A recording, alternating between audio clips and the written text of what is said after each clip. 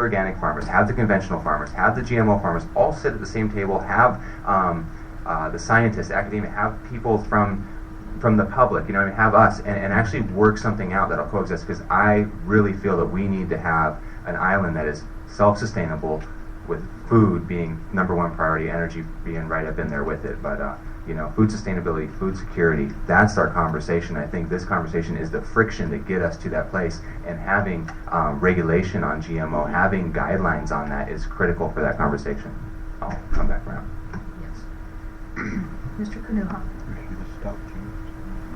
Thank you, Madam Chair. I agree with a lot of what's been said already. I'm glad we're finally having this discussion. Personally, for myself, I wish, Margaret, we would have, maybe yourself, before you brought up this bill, would have talked more with all the farmers from around this island who were, you know, in the papaya industry, the flower industry, all these different fields that do grow GMO, to kind of see what's do they need to do that? I mean, see what their position is on a lot of this stuff. And before it came to the council, and all of a sudden there's this big backlash against our farmers, a lot of the people that farm here on this island, ranch here on this island. I think it would have been better to do a little bit more research before this brought up, but we have it here now. We're talking about it now, so this is where we are now. Personally, for myself, I grew up in Kona, you know, in a local family, Hawaiian family, and we were raised on the idea of aloha, having aloha for everyone, being cooperative with everybody, having respect for everybody. So I just wanted to bring up, just for myself, I couldn't live with not talking about the last meeting we had. In people, the farmers that came to testify, people were being booed and being kind of, there's a lot of things said about certain, when people were testifying, and I kind of had an issue with that, because myself having the aloha, everybody says aloha aina, having aloha for each other. When you say aloha aina, make sure you have aloha for yourself and for others before we say we need to have aloha with everything else. So I just wanted to say that, please. The respect factor needed to be there in the last one, and I'm glad we're having it here today. So I'm with all of us and with everybody else. So I had to bring that up within myself so that everybody knew about that. But I won't be talking too much about the pros and cons of GMO. I had an issue with this bill. I think it's overly complicated. I really wish we could have focused more on how the coffee and the taro one was. You know how simple it is. It prohibits coffee and taro GMO. Simple. It's simple for everybody to understand. With this one, there's no black and white. There's no pro. There's no anti-GMO. It's overly complicated. Nobody really understands. Even us, as the council, are having a hard time understand how this bill is actually going to affect each and every one of us on this island. So that's why it makes it difficult for myself to support or not support something like this. So that's what I have an issue with. So personally, for me, I wish we could kind of stay on those type of grounds with the prohibitions of the taro and coffee, and kind of go into what the issue is. Is it the issue of the seed corn with exportation to the United States, to every place else? Is that the big issue? And the Monsanto, that type of thing? Or do we need to prohibit any other GMOs from coming to this island? I think that's the question we can put into this type of small simplification type of thing, so that everybody does understand what the ramifications of this is. But I'm going to go into what I personally think the medium ground is in this whole discussion, whether you're pro or against. I think the medium ground would be a task force or an ad hoc committee. You know, what is the biggest issue? Food security, food sustainability. How do we sustain ourselves in the future, now? How can we feed everybody on this island now and in the future? That's the biggest issue we have here, and I think that's where we need to look towards focusing our efforts on. I know, Ms. Willie, you said nothing has happened with task forces. That's what one of your statements was. What's going on now is that our council is trying to sidestep the whole issue of geothermal. Property tax force. That was one of your big issues, and it was one of the issues that we had to bring up, and we look forward to how we're going to, whether raise our taxes or not. So, I mean, and we promoted that to a 10th degree, our property tax force. So that's something that I hope we can get on, and I don't think it's a negative to have as many people come onto the table as possible to know what's going on, where are we going to go in the future with our food. So I think that's really important.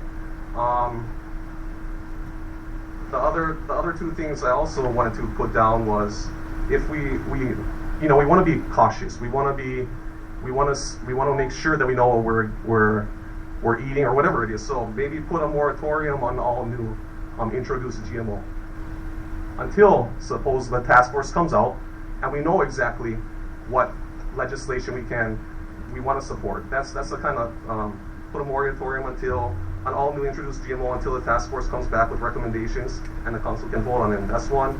And then I think that was the most. And then of course grandfather in the existing GMOs that we have now. There's more I have to say, but I'll yield it this time. Thank you, Ms. Willie. Oh, wait a minute. Mr. Iligan. We're going to let everybody have at least one round here, so Mr. Iligan. And, okay, Mr. Yoshimura afterwards. Thank you, Madam Chair. I thought you were going to skip me for a second. No. I'm being a good girl. But I just want to say, first of all, thank you for being here. We, as a council, understand how important this issue is to you. And we want to make the best decision, not just for some majority, or we want to make the best decision for everyone. And as I'm listening to other council members, I do want to make a suggestion to where Council Member Ayoff was going. And if we could have Corp Council Lincoln Ashita come forward. I want to throw in a third option in there. Someone mentioned a task force and an ad hoc committee. The third option is a study group. Have, for example, the geothermal health study group that was facilitated by Peter Adler. And this takes it out the hands of each council member so they can do their responsibility for their district and make sure that their districts are taken care of and not just focus all their energy to this one issue, but that facilitator, it will be the neutral facilitator that will look at both issues. And that is a third option, and I wanted to know if that conflicts with any sunshine violation or any rules in our council floor that is compared to the study group, compared to the ad hoc committee or the task force. I'm not sure I understand exactly who comprises this group, what their task is. Are you talking about council members being on this group? No. Well, the ad hoc committee, of course, it's run by the council. There's 4 at most. And the task force, you have at most 2 council members because of sunshine violation. Well, the whole reason why, what I'm hearing from other council members, the reason why we're even going to a task force or an ad hoc committee is because we ourselves don't have not only the expertise, but the experience of dealing with GMOs or genetically engineered organisms. So the reason why you even start a study group or a task force, an ad hoc committee, is to find what the findings are and hear the recommendations. They're just 3 different processes.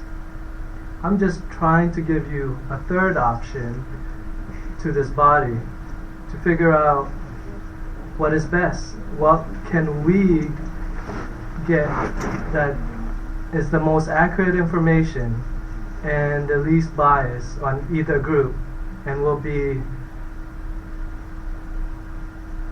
the best information that we can make the best decisions on.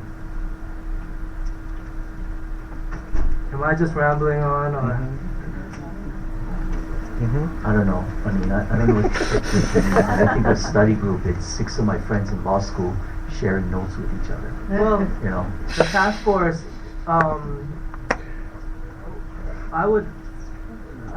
the simple thing would be whatever's in the task force would be the same in the study group. For example, you would have somebody who's a nutritionist, so someone who knows nutrition.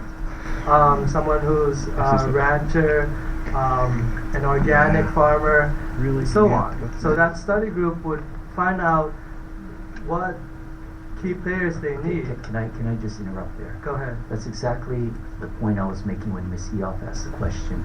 If you're going to go down the road of starting to be specific like that, you're better off doing the permitted interaction group, the ad hoc committee under HRS 92. Because at this point, you're beginning to dictate, I want someone from this discipline, from this science, this, and once you start going down that road of being specific, you are essentially by legislation creating a sunshine board. That whether you put 2 members on that board or not, up to 2 council members, you can't hide behind the permitted interaction exception, the 2-member permitted interaction exception. It don't matter. You created a sunshine board.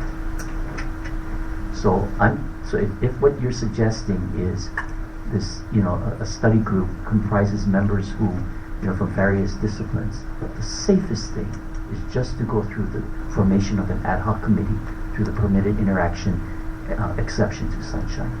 I mean, since you asked, that's what I think. Okay. So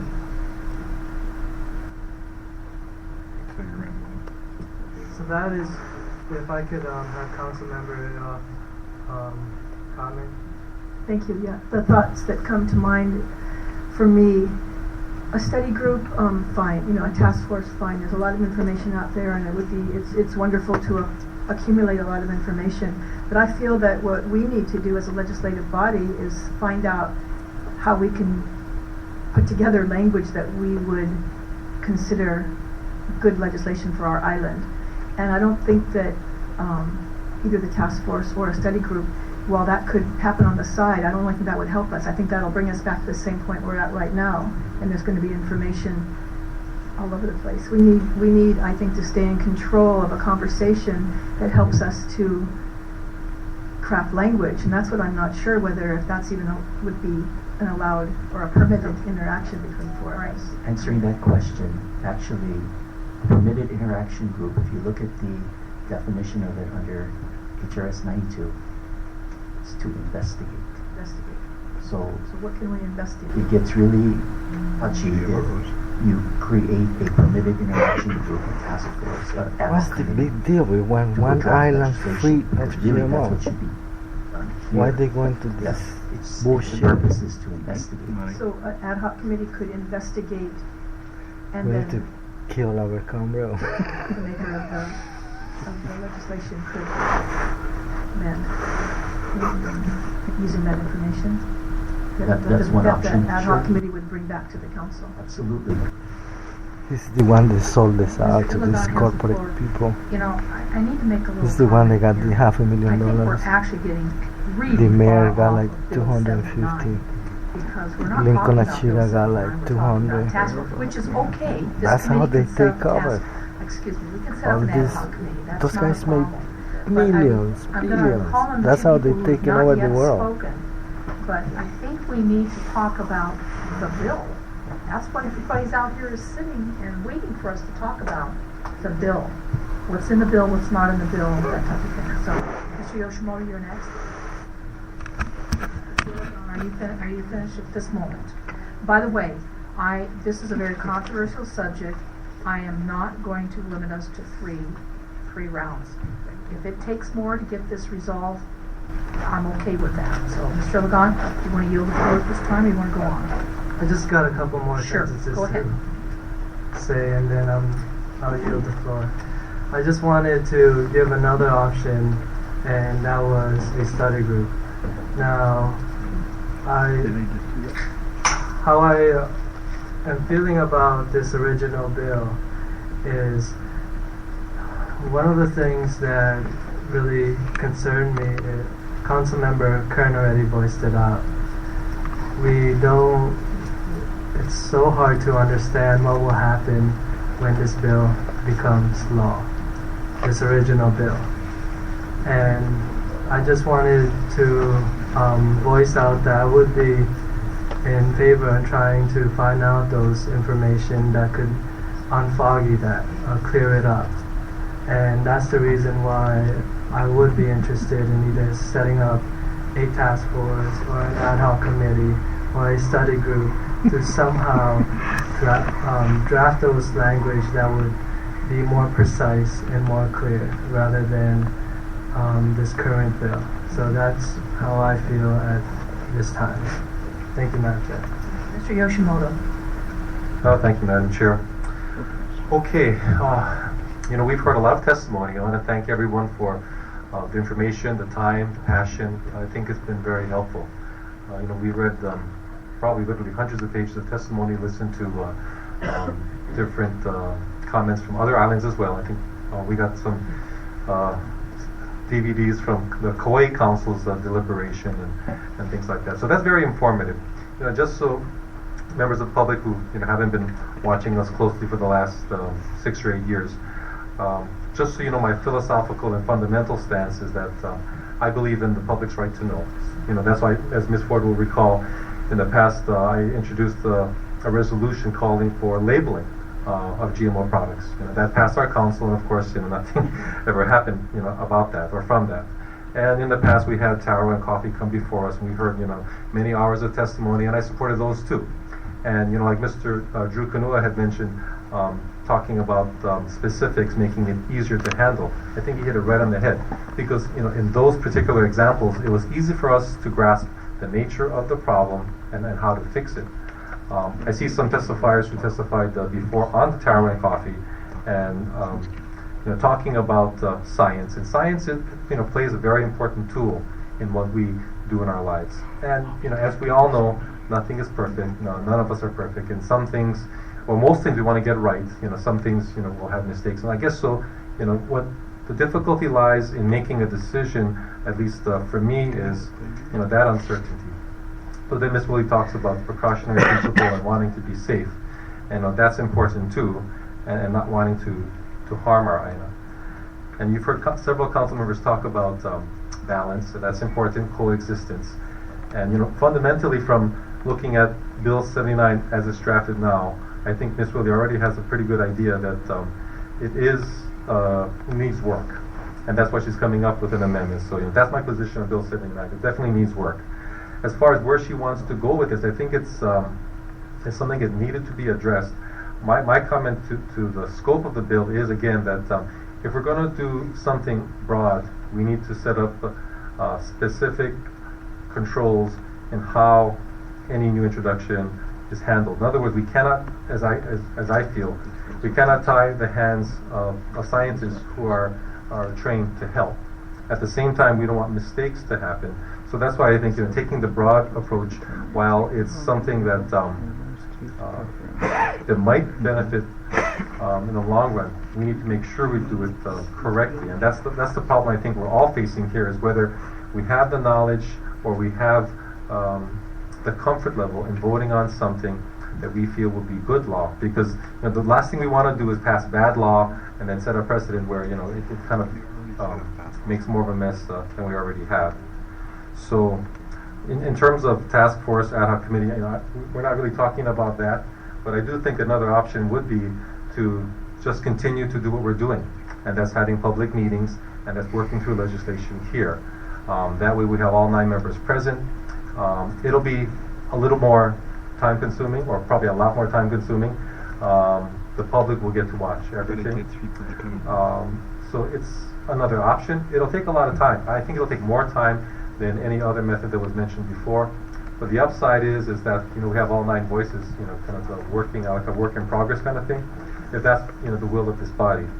The ad hoc committee, again, I can comment on those on the ad hoc committee and the task force. We can comment on those, if or when it comes up. Well, I guess Ms. Poindexter mentioned, that she's planning on bringing that forward. So those are viable options too. There's no perfect fit to anything. I think we can do several things. The bottom line is I believe we need to know what we're eating. I believe that the other levels of government have failed to act or haven't acted enough, and I guess that leaves it with us.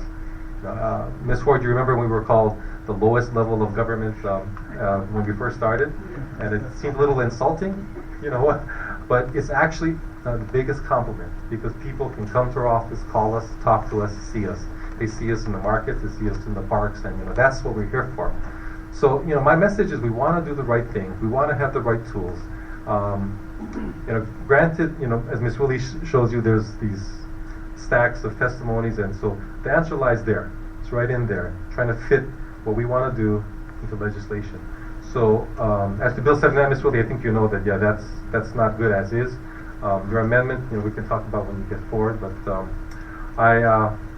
I'm eager to get to work because this is something that's going to take some time. But I think in the end, if we really want to get something done, I think we will.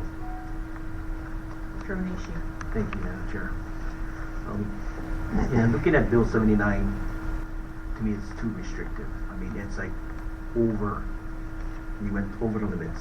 Okay, and I think all council members realize that you need some flexibility. People need choices. Okay, and that's where I think the Bill 79 is restricting to choices. People are not having their choice. Okay, but the bill itself, like I said, it's too restrictive. It's we went over the limit, and now, but with these amendments that will supposed amendments that will be coming forward, before we do that, I would want to see where there could be a study where we could get recommendations that can be brought back to the council so that we can do the amendments in a proper way or the best for everyone. Because the amendments you might be bringing up, some council members, we didn't all see it, right? And so we don't know what's in it, so we're going to have to look it over, and then what if we don't want certain things, then we got to come back and amend it again. So I think what the proper way would be is to get this group together, get some recommendations, and then redo your amendments or propose amendments to the council, and then we can go from there. Besides the bill, I mean that's what I want to see.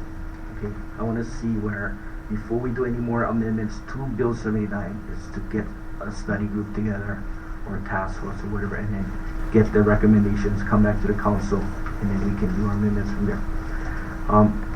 People mention about Monsanto field testing. I've never heard that. I never heard where they was going to come to this island. Okay, and I think we did hear testimony, council members, that Monsanto said they wasn't even looking at coming to our island.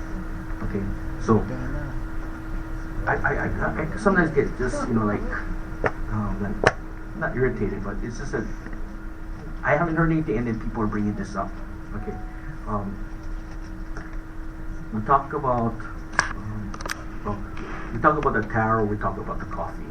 Okay, we all know as council members that on the coffee right now there's a beetle that's attacking the coffee beans. The farmers are right now using biocontrol to control the beetles. So to me, I ask, like the scientists, what's the difference between biocontrol and biotech? Okay, and so because the thing is, with biocontrol, like when we had to go to the Guayvi, there was a lot of discussion about how biocontrol was going to affect the Guayvi plants, and then what they were worried about, how this would spread to other plants in the areas. So that was all the concerns that people brought up. Okay, so that's where sometimes I wonder, what is the difference? The other part I cannot understand, or I really have a problem with is the legal part of this whole bill. And so I did send a letter to the attorneys general. They responded back, and they wanted Corp Counsel to send a letter to them. And they can you please go? And I was kind of very disappointed on the part of the attorneys general, because you can introduce yourself again. Good afternoon, Lincoln Ashita, Corporation Counsel. And so, can you at least let the council members know what was the response from the AG's office? Well, Mr. Onishi had contacted me and had asked about the Attorney General's former opinion on the state legislation regarding the labeling of GMO products, which was heard before the Hawaii State Legislature last year.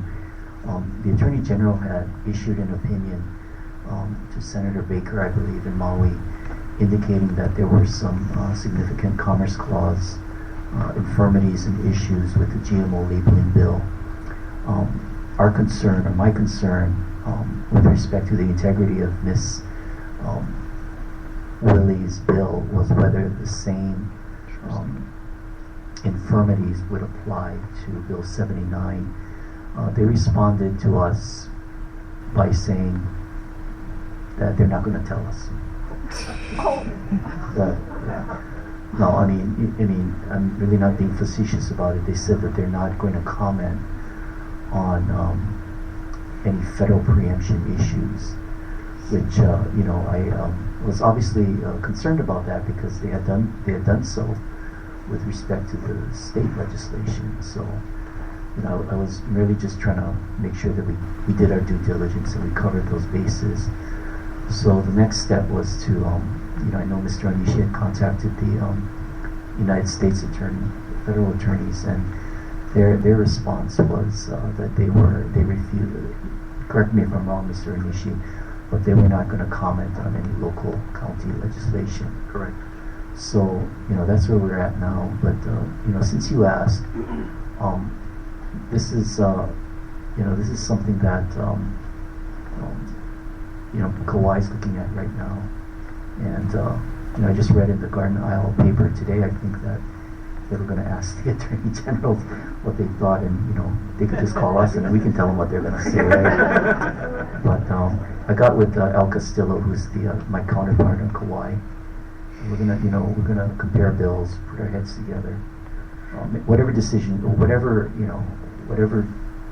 you make, we just want to make sure that you have the right information to go by, to know that what you can or cannot do. Right. And so that's why too, looking at what Kauai did, the council members on Kauai, it's unanimous that they voted to defer until they get their legal opinion, right, from either the state or from also their council, but basically from the state on what can they do. So to me, I think they kind of set the ball going, or setting the roadway for us to kind of look at how we can do ours too. Is that's what we need, I think, to myself. I guess to my opinion is that we need to know for sure what we propose or what we do is legal. Okay, because we are supposed to be so-called following the law, right, when we make our decisions. And so, I also wanted to include that we did send Bill 79 to the Attorneys General, which they didn't even, I guess, they looked at it, but they made no comment on it. But I also wanted to let you folks know that I did send an email to the governor and to the lieutenant governor to ask them to see if they could encourage the Attorney General to at least look at it and see if they can give us an opinion. But, I would recommend that we defer this for now. We can form the task force or the working group or whatever, ad hoc committee, whatever, but then also get a legal opinion from the AG's office. Thank you. Council members.